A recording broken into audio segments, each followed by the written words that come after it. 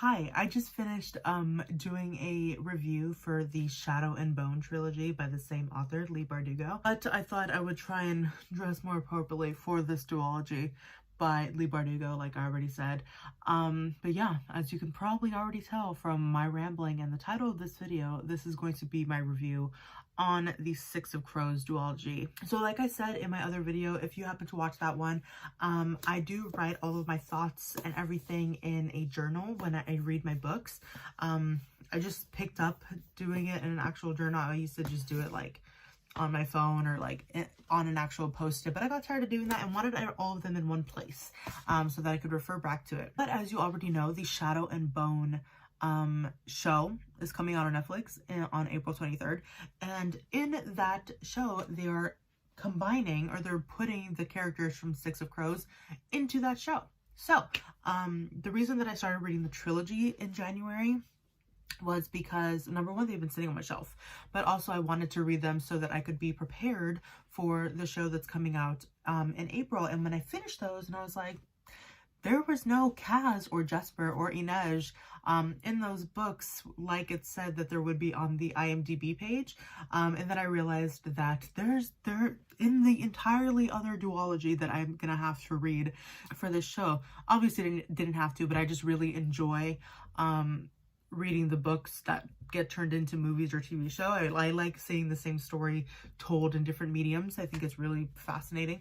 But I said this in my other review. I actually didn't write tabs in the Shadow and Bone trilogy, but I did in this one. I'm trying to be not crazy loud because it is 2 o'clock in the morning and my familia is sleeping.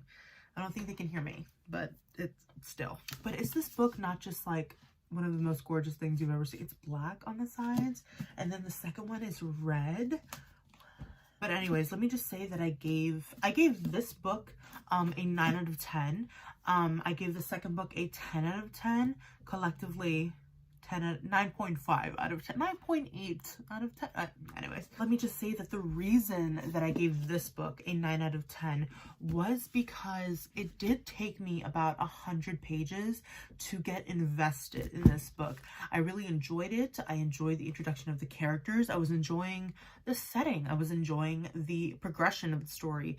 But for me, there's a difference between, oh my god, that's one giant girl. For me, there is a difference between being invested in a series or in a book and being just entertained by it, you know? And this book, the other one was kind of like a balance of entertained versus invested. I ended up getting really invested in it. I super got invested in this one. I thought it was fantastic, but it did take me about 100 pages, I think, up until they got on the ship to really like be invested in the characters and to see if they were going to like get the job done. My phone was telling me it was on 10%.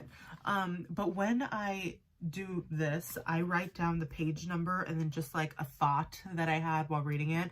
So my first one was on page 1 and it was of because in this book, every chapter is told by the perspective of a different character.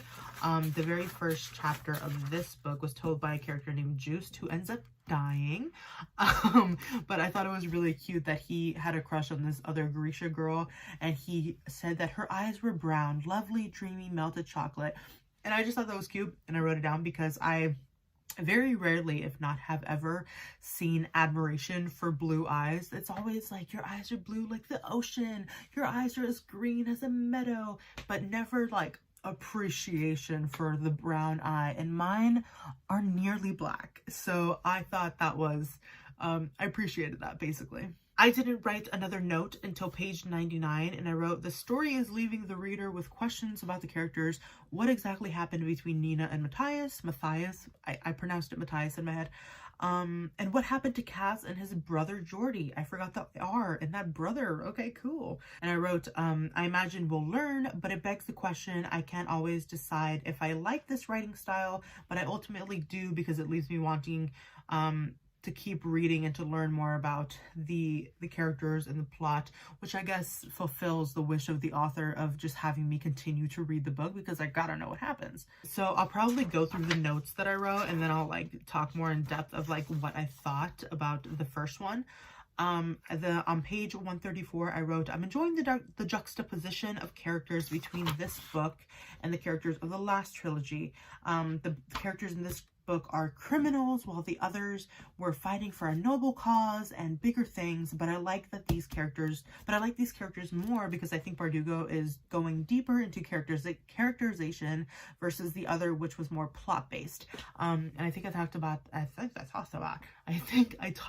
that in my review for Shadow and Bone.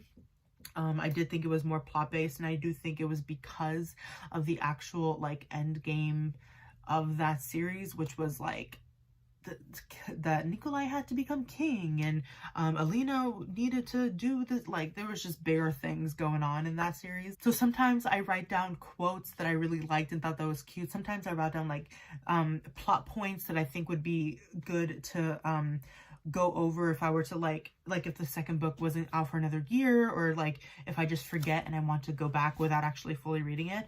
But in this case, on page 136, I wrote, Inej's dad's quote was cute, and he said, many boys will bring you flowers, but someday you'll meet a boy who will learn your favorite flower, your favorite song, your favorite sweet. And I just thought that was really cute that her dad said that to her, like, oh, boys will do all of these things to, oh, there was more to the quote, actually. I remember that. Oh yeah, this is the rest of the quote.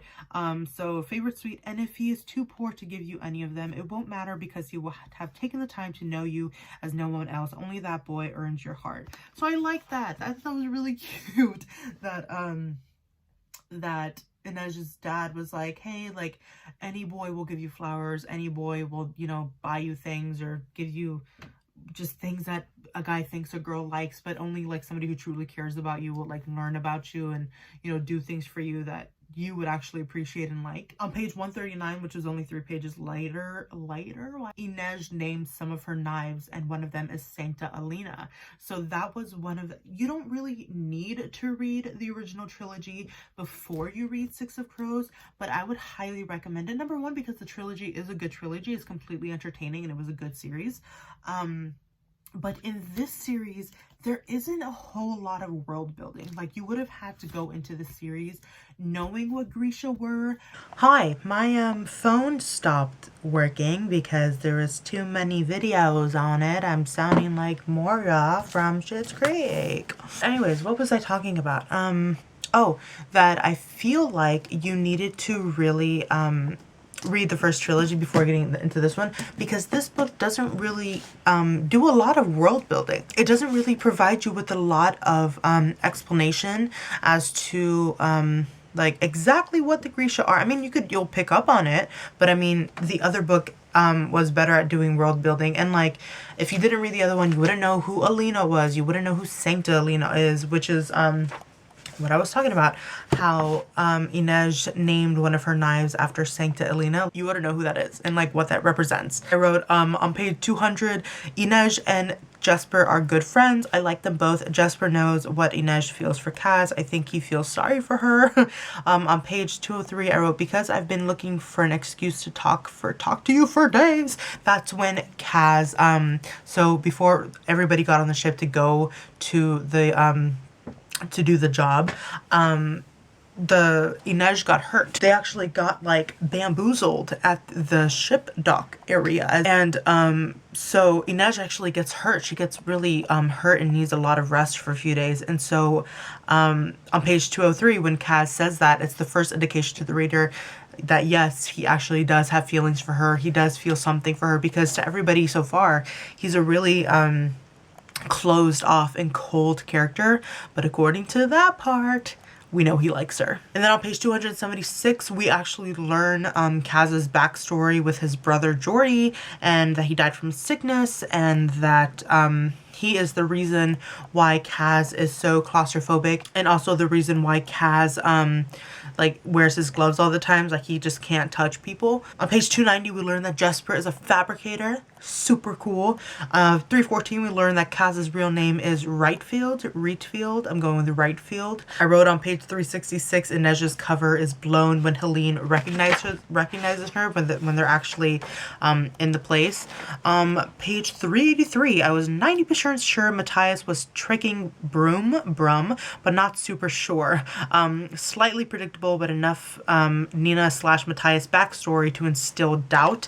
So this was the part when Nina got she was pushed into that cell by Brum, I'm not really sure. And Matthias is actually there to kind of save the day, but we don't know if he's really working with this guy, because there's been a lot of like fighting between Nina and Matthias up until this point. So you're not 100% sure if he's actually going to save her. He ends up saving her, but I mean, you weren't 100% sure. On page 392, we learn that the guy that they went on this mission for was actually dead, but that his son is alive, Mr. Kue. He's an infernee and he knows how to recreate the Doug, so he is still like a big, just as important as the dad, because he does know how to make the drug. The page 397, Nina and Matthias get caught with Kue, but Kaz saves them. He blows up their sacred tree and everyone falls into the hole it made. On page 401, we learn why Kaz limps, and it's because he broke his leg when he on a mission, on one of the very few times that he like actually failed.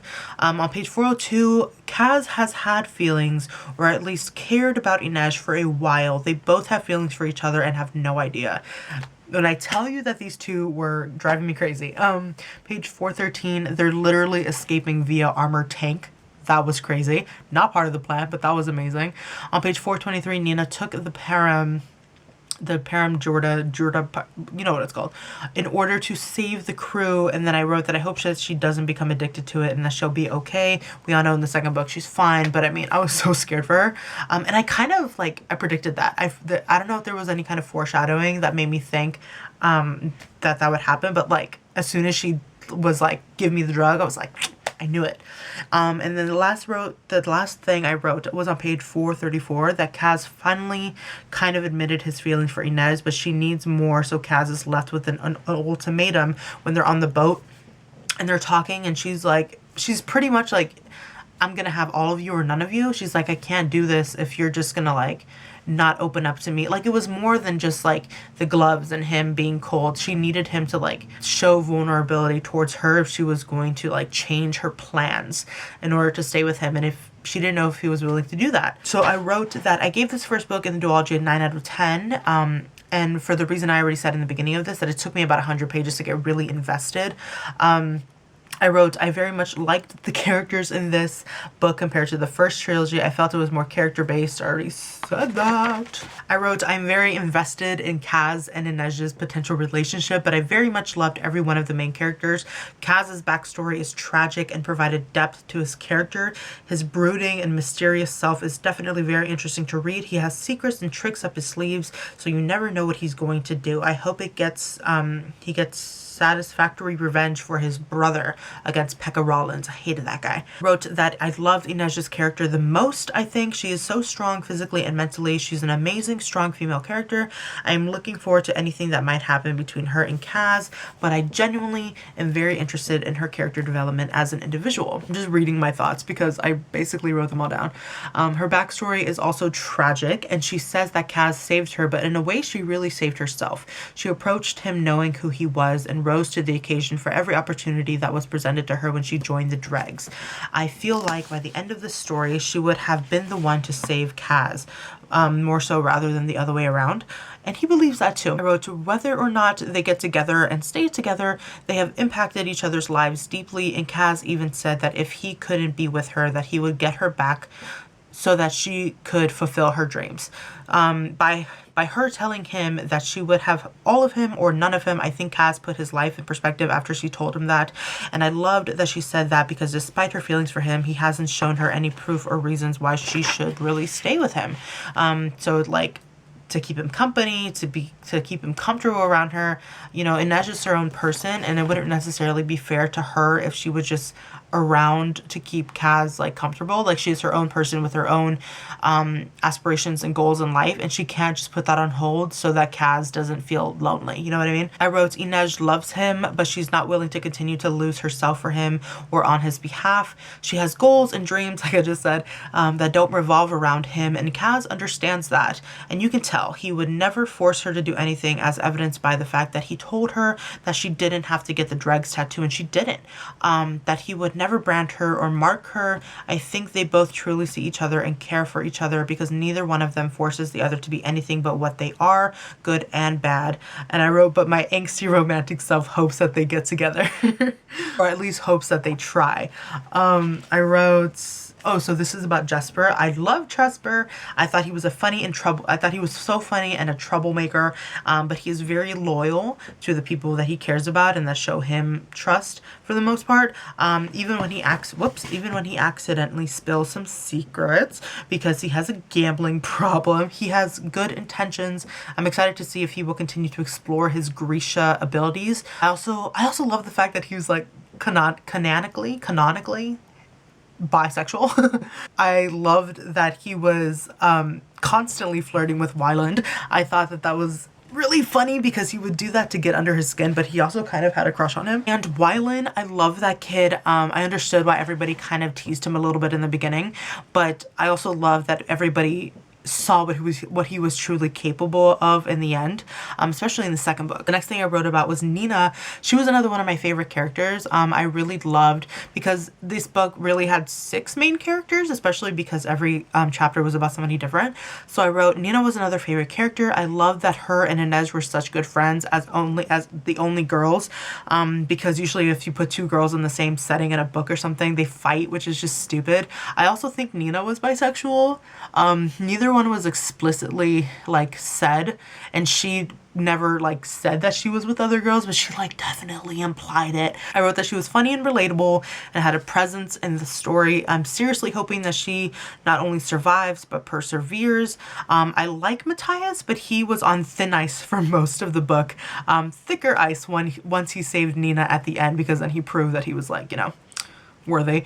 I mostly liked him because you could see in his chapters that he had a lot of conflicting emotions, and because Nina liked him and I trusted her. So I wrote, I want their relationship to heal and blossom, but I think most of that work is going to need to be done by Matthias, and for him to get over all of his prejudice against the Grisha, because Nina does really care about him, but she's also very strong in herself as a Grisha. I wrote, he was giving me Matt Donovan vibes for a minute. So I loved Crooked Kingdom. This book, I almost slapped myself in the face. Wow. I love this book. I love how it started directly right after the last book ended. Like soon, like right after, it was action. There was action every page from beginning to end. It was fantastic. So it starts off right by the end where Inez gets kidnapped. Basically, she gets held hostage and held for ransom. And Kaz, who we know actually has feelings for her and cares for her, it was nice to see him like how he was acting to get her back. He was so desperate to get her back. I thought it was absolutely hilarious on page 30 when he gets into that one guy's house, Peta, I don't know, the lawyer, and he literally threatens like a 5-year-old girl. He's like, if you tell anybody that you saw me and my friend, I will come and kill you, and like, or like kill your family or something. Like he literally said that to a child. On page 62 of Crooked Kingdoms, I wrote down a quote that Inez says to that one guy who's like helping keep her hostage basically, and she's like, no, you're the man who sits idly by congratulating yourself on your decency while the monster eats at his fill. At least the monster has teeth in his spine, basically saying that being complicit and doing nothing is really just as bad. Page 106, because when it's really funny, it happened like a handful of times. Kaz would ask a question and then Jesper and Inez, and on page 153 Inez is reunited with the rest of the dregs after Kaz got her out, yada yada. Oh, on page 183, Inez and Kaz are actually alone. I'm not going to go through every single one because I'm realizing that's kind of boring. Like, if you've read it, you've read it. But there's the part where Inez admits what happened when she was being held hostage, because Kaz asked her what happened and she said nothing. And then he asked her again.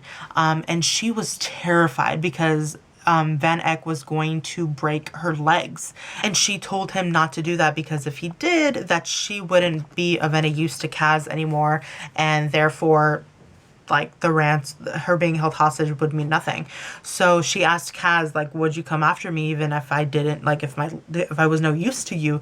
And he said, I would come for you, and if I couldn't walk, I'd crawl to you, and no matter how broken we were, we'd fight our way out together. I thought that that was a beautiful way for Kaz to say that, like, he did actually care for her without being like, I love you. Some point later, Zoya joins the party. She actually comes, Zoya and Genya and Nikolai all make an appearance in this book, which I thought was amazing. Then we find out that Wyland's mom was actually never dead, that his dad sent her to an insane asylum. So she's been alive this entire time while he has basically been abusing his own child. On page 233, I wrote down a quote by Matthias. He tells Nina, you aren't a flower, you're every blossom in the wood blooming at once. Oh, the guys in this book. And then on page 242, we get that story of how Matthias met his wolf, because he is a Druskel, and wolves are really important to those Fjerdans. I think that's how you pronounce it. That's how I was pronouncing it in my head. But yeah, I thought that was a really cool story, and it was more backstory into his character, which is something I really loved about these books, is that there was so much backstory and like character development. And I just love that, because I get really attached to characters. Like, that's what really makes me love a book, is if I love the characters, and I adored these characters. And then at some point when they're trying to get that like thing in the sugar, or like whatever it was, I don't remember. So Inej gets into a fight with this girl who like is hurting her like really bad. She basically beats her, and the only reason that Inej lives is because Nina literally raises the dead to grab a net to save Inej when she falls from the tower. So Nina was dealing with like her addiction to the drug, and it turns out that she like had these other powers of her, because she was a, what was she, a heartrender? Or the other one, I can't remember. She had to do with that. And the drug like kind of like changed her abilities. So she was able to literally make zombies, which was crazy. Then I wrote, so everything crazy goes down, and basically the dregs, Kaz's gang, that's the word I was looking for, they all betray him. And the entire city and all the gangs are looking for Kaz and his crew, and that's like terrifying. And then I thought, so we finally get that scene where Jesper finally admits the truth to his father, because his dad actually comes to see like what's happening. And then I was writing this as I was reading it. I'm like, oh, he finally kissed Wyland. And then I have it in all caps. I'm like, wait, no, it wasn't Wyland, it was Kue. And I just thought that was really funny of Kue, that he like didn't say anything and just like let Jesper kiss him. And then poor Wyland walked in and was like, Luckily that wasn't like a big fight between Jesper and Wyland, because they were fine. And then we get that super spicy scene between Jesper, Inej and Kaz, where he like touches her, which is honestly was a big deal for Kaz and Inej's characters. Kaz specifically, because he really has a problem with touching people. Like, it's a very deep-rooted fear of his. So that scene was actually like a huge deal for them too, and for Kaz. And then we're finally introduced to Nikolai, and Kaz figures out that Sturmhond is Nikolai, because of course he did. And then we go into a little bit more backstory of the specific reason why Kaz wears the glove. So he was talking about how, you know, he couldn't touch people without wanting to vomit. And so he finally found a way to help himself with that, and that was with the glove. So that's why he wears them all the time. And he doesn't care if anybody like questions it or has a problem with it. And I also really liked the Kaz's character, not only because of him, but because he was a character who walked with a limp, so he had a visible like crutch. He had the thing with the gloves, he had his cane, which was just his cane, but he told Inej or Wyland or somebody, I can't remember, he's like, yeah, let them see my flaws or whatever. And he's like, that just makes me stronger, because people can still see what I do despite the fact that I'm wearing gloves and that I have a limp. So he like uses them to an advantage, which I thought was a cool like message. Okay, and then we get to the part at the end where Matthias gets shot and dies. That made me really sad, because Matthias was a character who really represented growing up in a really biased and prejudiced society and kind of overcoming that. And that is the exact reason why he dies, because this kid who thought of Matthias as a traitor, basically he shoots him, and Matthias, before he dies, tells Nina, he's like, I need you to do your best to like change their minds and to help them. She's like, don't go after them. I need you to like help them see what I saw through you. And I was like, that's so sad. And then we get, that's almost basically at the end, Kaz ends up winning. Like he ends up, they fake Kuwei's death. And he ends up getting back at Rollins. Especially, I love the ending. I'll talk about it in a second. But he basically gets back at Van Eck and he gets back at Rollins all in the same way. And I love that it was a surprise to the reader. Like, we didn't know exactly what he was that he was going to do. So I thought that was cool. So the part of this book that was probably just my absolute favorite part of this book was the ending, when so they all have their money. They all have, originally they were each going to get like 3-4 million Kruge. And it turns out that Kaz gives each one of them like 40 million Kruge each. So Kaz gifted Inej a ship with the name the Wraith on it. I thought that was friggin' sweet. That was like him showing how much he cared for her. He loved her and he cared for her, but he knew that she wanted to get a ship to go and catch slavers. So despite the fact that he wanted her to stay with him so bad and that he loved her so much, he literally provided her with her escape to get away from him. Not to get away from him, but like it was her way that they were not going to be together. I know how to say words. I thought that was so sweet. That was so like selfless of him. And then on top of that, he brings her parents to her. He has like, he helps reunite her with her parents that she hadn't seen since she got stolen to become a sex slave. Oh my God. Like, he knew the things that would make her happy. And this goes in direct, like, with what Inej's dad said in that previous quote. He knew exactly what would make her happy and would, like, fulfill her. And he gave those things to her. She would have been able to get them on her own because he knows that she was capable. But he didn't want her to go through all the trouble of finding a ship and finding a crew and then going to find her parents. He did that for her. And I just, like, get you a man. And then on top of that, they end up holding hands. Like, he goes to her and holds her hand without his gloves.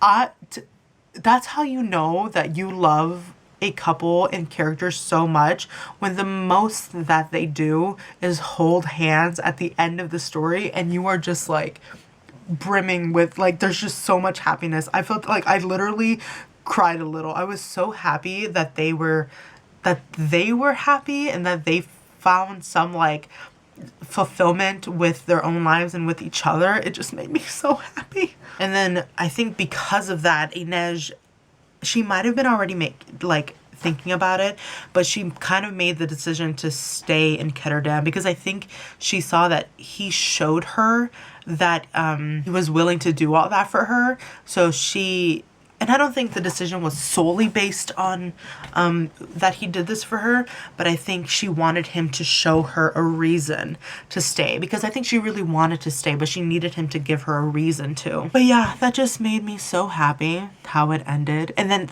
the way, like, the last chapter with Rollins was so satisfying when Inej went to go and like stab him and like threaten him to leave town. Basically, it was just the perfect way to end this series. This duology, I loved it. So those two are basically going to become like the king and queen of Ketterdam, and they're going to try their best to like clean it up a little. And then Nina is going to go back to Ravka with Kuwei. I think she's going to be in the next duology, The King of Scars. So I'm really excited to see how her story goes on. And then Wylan and Jesper are actually going to take over the Van Eck's estate or whatever and like help run it. Wylan is back in his own home. He brings his mother home. So Wylan and Jesper are together and they're also business partners, and I just thought that was also just perfect. So I thought that was really good for Wylan because he's going to have all of his stuff back. He's going to have his home back. He's going to have his name back. He's going to have his mom back. And I think that also, and he's also going to have a friend in Jesper who doesn't look at him like he's an idiot like his dad did. And I think Wylan is really good for Jesper because Jesper has like gambling problems. And it's going to be good for him to have that responsibility of working with Wylan.